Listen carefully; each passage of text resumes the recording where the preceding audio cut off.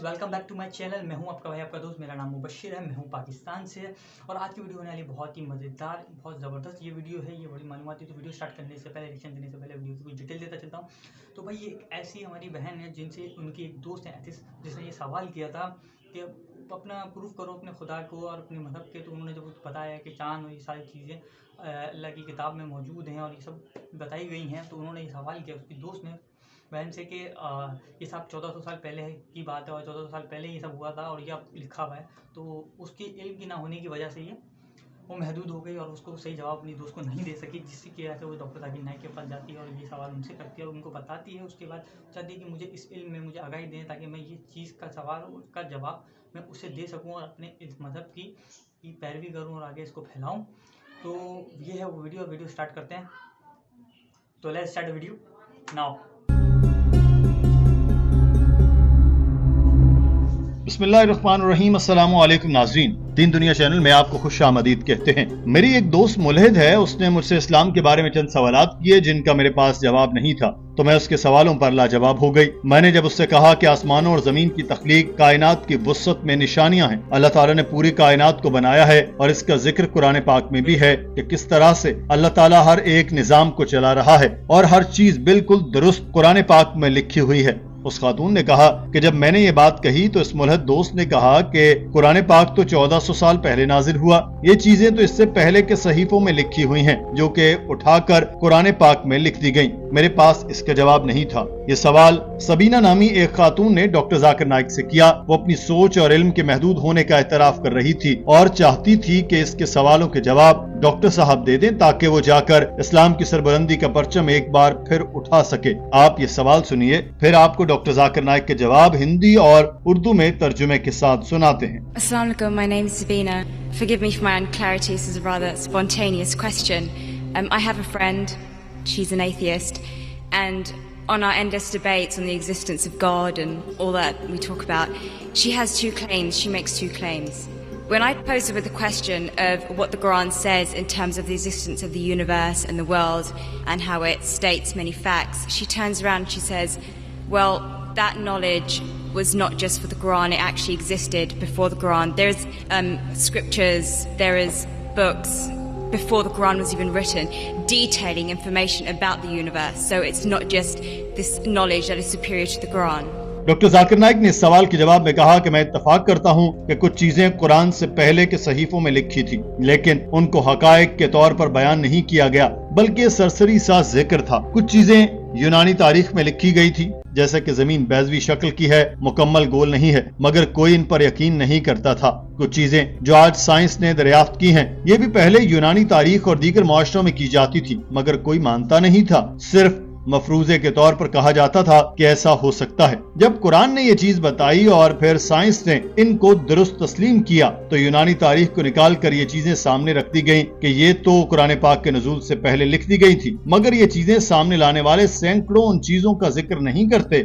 जिनकी तस्दीक कुरान पाक ने की है, ना ही साइंस ने। इन्हीं यूनानियों ने यह भी कहा था कि जमीन कायनात का मरकजी पॉइंट है, मगर ये बिल्कुल गलत था। तो सोचे कि अगर सैकड़ों चीजें यूनानियों ने बताई और हजरत मोहम्मद सल्लल्लाहु अलैहि वसल्लम ने सिर्फ एक चीज उठाई जो दुरुस्त साबित हुई, तो ये मुमकिन नहीं। अगर ये इत्तफाक होता तो ऐसा ना होता कि सिर्फ दुरुस्त चीज की ही निशानदेही की जाती, यूनानियों की कही गई और बातें भी लिख ली जाती और आज साइंस के एतबार से गलत साबित हो चुकी हैं। अगर हम बहस के लिए मान भी लें कि हजरत मोहम्मद सल्लल्लाहु अलैहि वसल्लम ने यूनानी तारीख से सैकड़ों बातों में से एक दुरुस्त बात उठा ली, तो ये एक बार ही मुमकिन है। हजारों बार ऐसा मुमकिन नहीं कि हर मर्तबा सही और दुरुस्त हकायक की उठाए हों। इतनी दुरुस्तगी से तो साइंसदान भी काम नहीं कर सकते, जिनके पास चाहे इल्म का खजाना हो। ये सिर्फ कायनात का खालिक ही कर सकता है और वो अल्लाह ताला है। So I do agree with you, sister, that certain things were mentioned before science established as a fact today. But these things weren't established that time, and to say that out of the 100 false things they mention, if one thing is right, to pick up the one correct thing is again also not possible. Once it's possible, but not thousands of times, sister. Because only a person who is, even a scientist cannot do that. Only the Creator himself can do, and that's Allah subhanahu wa ta'ala. So I do agree with you, but that portion which has been mentioned earlier in earlier scriptures and other philosophical books is a small portion, but that too, along with that portion, there are other things which aren't scientific mixed with that. उस खातून ने फिर दूसरा सवाल किया कि मैंने इसी मुल्हिद दोस्त से कहा कि अल्लाह ताला मौजूद है, इसका सबूत हम इंसान हैं। अगर अल्लाह ताला वजूद नहीं रखता तो हम इंसान कैसे पैदा हो रहे हैं? इस सवाल पर उसने मुझसे सवाल कर लिया और पूछा कि सवाल को छोड़ो, मुझे बताओ कि खुदा को किसने पैदा किया? जब वो वजूद रखता है तो कैसे रखता है? मेरे पास इस सवाल का भी जवाब नहीं था। बराए मेहरबानी मुझे बताएं कि मैं इसको क्या जवाब दूं। Secondly, another claim she makes is that I give the analogy of, you have something in creation, who knows it? The creator will know about everything about it. And I talk about, if there is no God, how can we possibly exist if you keep on going further and further and further and back? There's no end, and if there's no end, how do we exist? But then she says, well, from a religious point of view, you say, well, God is the end. Well, I say as an atheist, who says God is the end? Who created God? That's my question. Thank you. Doctor Zakir Naik ने उस खातून के दूसरे सवाल के जवाब देते हुए कहा कि आमतौर पर दावत के काम में मशगूल दाई एक स्ट्रेटजी का इस्तेमाल करते हैं। जब भी खुदा का वजूद साबित करना हो, मिसाल के तौर पर वो कहते हैं कि हर चीज का खालिक मौजूद है। ये किताब किसने बनाई? एक इंसान ने। इस इंसान को किसने बनाया? अल्लाह ताला ने। कुछ सवाल करने वाले से कहते हैं कि आपको किसने पैदा किया? वो जवाब देते हैं कि वालिद ने। दाई पूछते हैं कि आपके वालिद को किसने पैदा किया? वो कहते हैं दादा ने। इसी तरह वो सवाल करते हैं कि जो हजरत आदम पर खत्म हो जाए, और फिर दाई कहते हैं कि उन्हें अल्लाह ताला ने बनाया। इसी तरह से इस मंतक से साबित करने की कोशिश करते हैं कि हर चीज का खालिक होता है, मगर ये मंतक वहां जाकर हार जाती है। जब इनसे सवाल किया जाता है कि हर चीज का खालिक होता है तो फिर खुदा का खालिक कौन है? मेरे नजदीक ये तरीका गलत है। डॉक्टर जाकिर नाइक ने कहा कि मैं मुल्हिद से सवाल करता हूँ कि एक ऐसी चीज आपके सामने आए जिसको पहले कभी किसी ने न देखा हो, तो आपके जहन में पहली चीज क्या आएगी कि इसको किसने बनाया और इसको चलाने का तरीका कौन जानता है? जैसे कि कायनात है, मुल्हिद लोग इससे सवाल के जवाब में मुझे खुद बताते हैं कि कायनात का बनाने वाला भी कोई तो होगा। तो मैं उनसे ये नहीं कहता कि हर चीज को किसी खालिक ने बनाया है, बल्कि मैं कहता हूँ कि हर तख्लीक का खालिक होता है और लफ्जी मानों में खालिक तख्लीक करता है, मगर इसका कोई खालिक नहीं होता। डॉक्टर जाकिर नाइक ने उस लड़की से कहा कि मैं मुल्हिदों से अक्सर एक सवाल करता हूँ कि मैं आपसे भी करूंगा। मुझे बताएं कि मेरा दोस्त जॉन है, उसने एक बच्चे को जन्म दिया, मुझे बताएं वो लड़का है या लड़की? उस लड़की को सवाल समझ नहीं आया तो डॉक्टर साहब ने एक बार फिर दोहराया, मगर उस लड़की को फिर समझ ना आया तो डॉक्टर साहब ने खुद बताया कि कैसे एक मर्द जिन्स बच्चे को जन्म नहीं दे सकती। जब एक मर्द जिन्स किसी औलाद को जन्म दे ही नहीं सकता तो यह सवाल ही गैर मंतकी है कि लड़का पैदा हुआ या लड़की। इसी तरह से अल्लाह ताला से मुतल्लिक ये सवाल गैर मंतकी है कि उसको किसने पैदा किया, क्योंकि जैसे ही कोई कहेगा कि खुदा को किसी ने पैदा किया, उसी वक्त उसके खुदा होने का तसव्वुर ही खत्म हो जाता है, क्योंकि खुदा वो हस्ती है जिसको कोई पैदा नहीं कर सकता, मगर वो सबका खालिक है। Almighty God is uncreated. It is like there's a person, suppose my friend, he comes and tells me that my brother John was admitted in the hospital. He gave birth to a baby. Was it a girl or a boy? Can you guess, sister? Was it a girl or a boy? Brother John gave birth to a baby. Was it a girl or a boy? Brother John was admitted to the hospital. He gave birth to a baby. Was it a girl or a boy? Can you guess? You can't guess. Can anyone guess? How can a man have a baby? So to ask the question, he gave birth to a baby, was it a girl or a boy, is illogical. The same thing, the definition of Allah is uncreated. The moment you say who created Allah, he ceases to be Allah. नाज़रीन, doctor Zakir Naik ने ये कहकर बात खत्म की कि खालिक की तारीफ ही यही है कि उसको कोई तख्लीक नहीं कर सकता, वो हमेशा से है और हमेशा रहेगा। उस खातून के चेहरे पर इत्मीनान के तासुरात उभर आए। जिन जवाबों की तलाश में वो वहाँ पहुंची थी वो उसे मिल चुके थे। नाज़रीन, डॉक्टर जाकिर नाइक के जवाबों से आप किस कदर मुतमईन हैं? अपनी राय कमेंट सेक्शन में जरूर दीजिएगा। अपना ख्याल रखिए। अल्लाह हाफिज।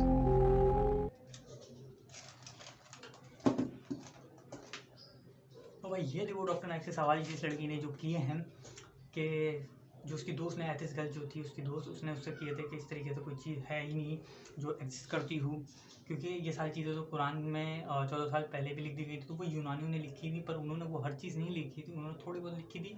और कुरान में जो चीज़ें बाकी लिखी हुई जो सच हुई हैं वो तो नहीं लिखी थी। डॉक्टर जाकिर नाइक ने सवाल दिया और डॉक्टर जाकिर नाइक ने ये भी बताया कि जैसे कि होते हैं कि अक्सर सवालात एथिस्ट गर्लों के नहीं होती, नहीं समझ में आती, सवाल कर देते हैं। अब उस लड़की को पहला सवाल का जवाब तो मिल गया था, लेकिन फिर दूसरा सवाल भी किया कि उसकी दोस्त ने कि जब वो कहने का खुदा है और खुदा ही इस चीज़ का खालिक और मालिक है और इसको चला रहा है, इसको बनाया है और इंसानों को भी हमें उन्होंने बनाया, तो उसने तो अल्लाह को किसने नाउज़ुबिल्लाह, लेकिन ये उसकी दोस्त ने उससे सवाल किया कि फिर अल्लाह को किसने बनाया, अल्लाह को किसने पैदा किया, ये उसका दोस्त का सवाल था एथिस्ट गर्ल का।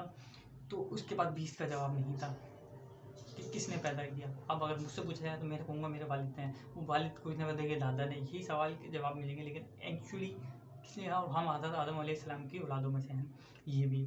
लेकिन मेन चीज़ कहने का मकसद है वो खालिक है, उसने सब कुछ बनाया है, ना कि उसको किसी ने बनाया है।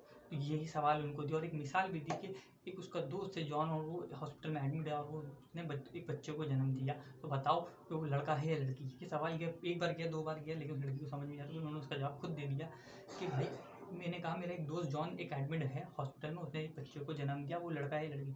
सिंपल आंसर है कि वो मर्द को कैसे दे सकता है, सीधी सी बात है ना।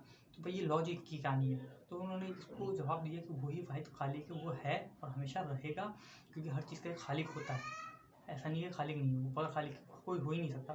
तो उस लड़की को जवाब मिला, उस लड़की को बहुत खुश हुई कि उसके बहुत सारी मालूमात और जवाब जो उसे चाहिए थे वो मिला। अब वो जाके आगे इस चीज़ को फैलाएगी, अपने इस्लाम की पैरवी करेगी और इस्लाम को फैलाएगी। तो मिलते हैं, उम्मीद है कि आपको ये वीडियो पसंद आई। अगर आपको ये वीडियो पसंद आई तो लाइक कमेंट करना मत भूलिएगा। जो मेरे चैनल पर नए हैं सबसे पहले तो चैनल को सब्सक्राइब कर लें, फिर लाइक करें, कमेंट करें, शेयर करना मत भूलिएगा। मिलता हूँ अच्छी नेक्स्ट वीडियो में, मुझे दे इजाज़त, अल्लाह हाफिज़।